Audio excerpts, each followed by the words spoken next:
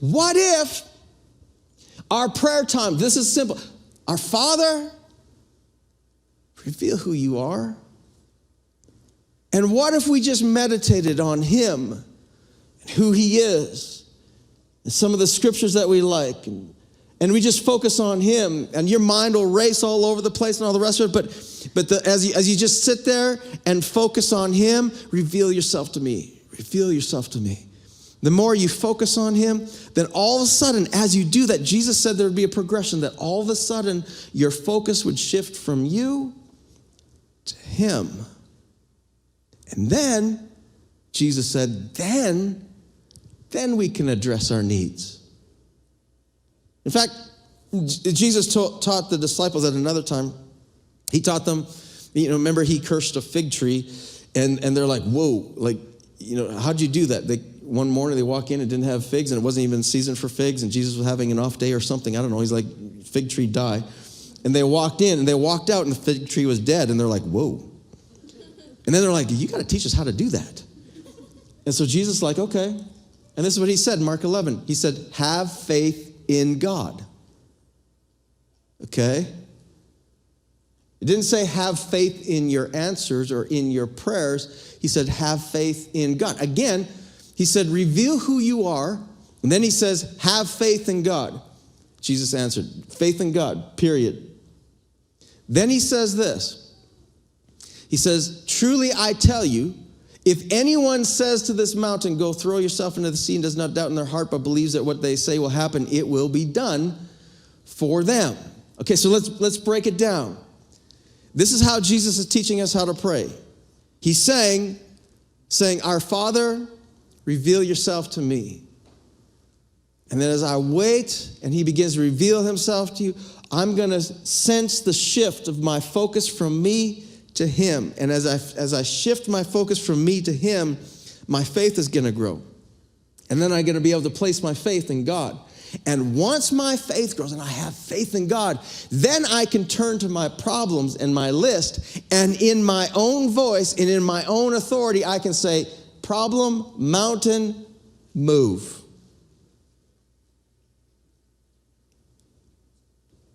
Now watch. God is saying that once I know who my Father is, he's also going to reveal who I am. Because this is what Paul discovered. He discovered that Jesus is the King. He called him the King of Kings. And then he started saying, and you are the sons and daughters, the joint heirs with him. In other words, you're the little K king. And when you realize, wait, that's my Father, I'm his son, that I'm a joint heir with Christ, that he is given all authority. Once I see that he has all authority and my focus shifts on him, then all of a sudden he's going to start to reveal who I am. And all of a sudden the little me who's overwhelmed by the problems starts to see the really big God, and that I'm in that picture too, and that I'm a king's kid. I'm a son of the Most High God. I have authority, and I can turn to my problems and I can deal with them myself. Or I can get trapped in my list and focus on my problems and start to feel smaller and smaller and smaller and look at God and saying, aren't you going to do something? Aren't you going to help? And he's like,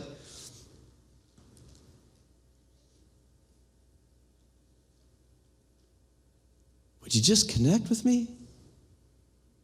Because if you get close, this is why we worship at the beginning of our service, because we know everything a week can bring, and there's a whole lot of craziness going on in your head, and all of a sudden you can start singing every victory is his, and that he's the God of the impossible, that all things are possible with him, and that he turns graves into gardens, and if he can do that, and all of a sudden you build that up and you're going, oh yeah, and you can sense the shift of your problems to all of a sudden how big your God is, and the more you see how big your God is, the smaller your problems become.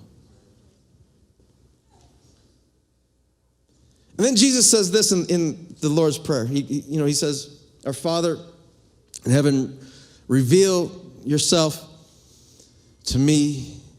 I think we should just pause there and wait till he does. Then he says this. Then he says, set the world right. And doesn't he? Please. But I don't think he's talking about the world out there. I think he's talking about the world in here. Do what's best. Not according to what I want. But once I reveal and see who you are, I'm going to see that you're the king. You're in charge. You're God. I'm not. Do what's best as above, so below. Other translations say, your kingdom come, your will be done on earth as it is in heaven. That's a surrender, saying, you're God, I'm not. Then he says, keep us alive with 3 square meals. Okay? So the needs are there, but the needs aren't like, just keep me alive. It's not about all the wants. It's not about all this. It's just like, God, you're the king. You can take care of it. Keep us alive. Keep us forgiven with you and forgiving others. And then I love this sentence, keep us safe from ourselves and the devil. And I like that, keep us safe from ourselves, because I realize the devil's not my biggest problem. Anybody else? I am. I'm my biggest problem. My own stinking thinking is my biggest problem. And I like this, look, God, keep me safe from my stinking thinking.